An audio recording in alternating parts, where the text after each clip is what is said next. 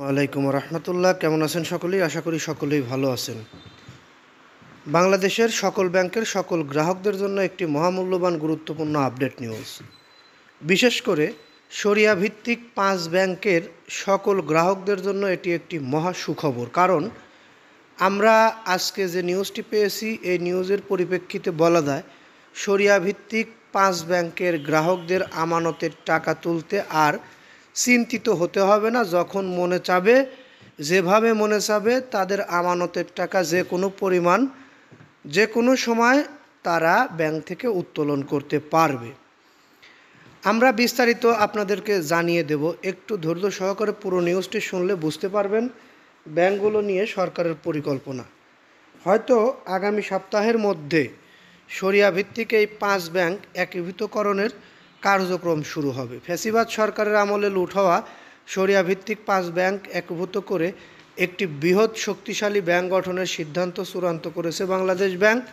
কেন্দ্রীয় ব্যাংকের ভাষ্য অনুযায়ী জুলাই মাসের শুরুতেই একীভূতকরণের আনুষ্ঠানিক কার্যক্রম শুরু হবে। এতে নতুন করে আশার সঞ্চয় হয়েছে এসব ব্যাংকের ভুক্তভোগী গ্রাহকদের মাঝে।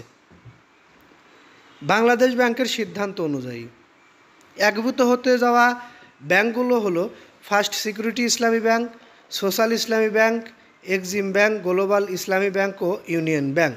প্রাথমিকভাবে ব্যাংকগুলোর সরকারি মালিকানায় এনে মূলধন যোগান দেওয়া কথা জানিয়েছেন গভর্নর আহসান এইচ মনসুর। এর ফলে এসব ব্যাংকের গ্রাহকরা তাদের আমানত ফিরে পাবেন বলে আশা প্রকাশ করে যাচ্ছেন তারা। তবে শুরুতে একটু ঝামেলা হয়েছিল।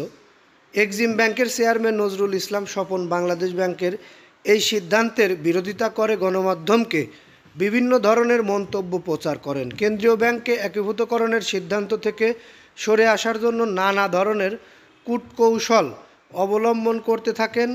প্রকৃত তথ্য গোপন করে এক্সিম ব্যাংকে তারল্য সংকট নেই এবং কেন্দ্রীয় ব্যাংকের প্রয়োজন ছাড়াই এক্সিম ব্যাংককে একীভূত করতে চাচ্ছে বলে প্রচারণা চালাতে থাকেন তিনি।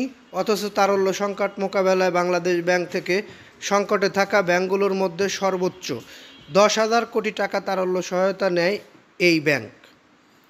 বাংলাদেশ ব্যাংকের অ্যাসেট কোয়ালিটি রিভিউ এর রিপোর্ট অনুযায়ী এক্সিম ব্যাংকের মোট বিনিয়োগ 48.20%ই মন্দঋণ। অর্থাৎ তাদের যা বিনিয়োগ রয়েছে সেই বিনিয়োগের 48.20%ই মন্দঋণ, যে ঋণ উত্তোলন করা কোনোভাবেই সম্ভব নয় এখন। বাংলাদেশ ব্যাংক আইন অনুযায়ী অ্যাডভান্স ডিপোজিট রেশিও 92%-এর অধিক না হওয়ায় শর্ত থাকলেও তাদের এডিআর দাঁড়িয়েছে প্রায় 137%।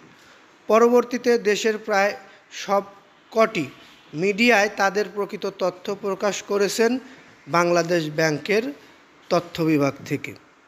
অর্থাৎ এখানে আর লুকোচুরি করার কিছু নেই।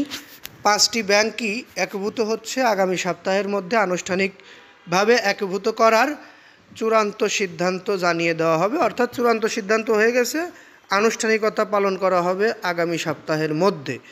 এই আনুষ্ঠানিকতার পরেই ব্যাংকগুলোর মালিক হবে সরকার।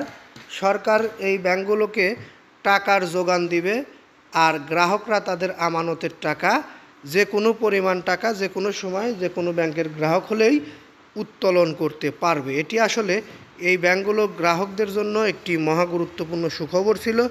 ধৈর্য সহকারে পুরো নিউজটি শোনার জন্য আন্তরিক ধন্যবাদ জানাচ্ছি।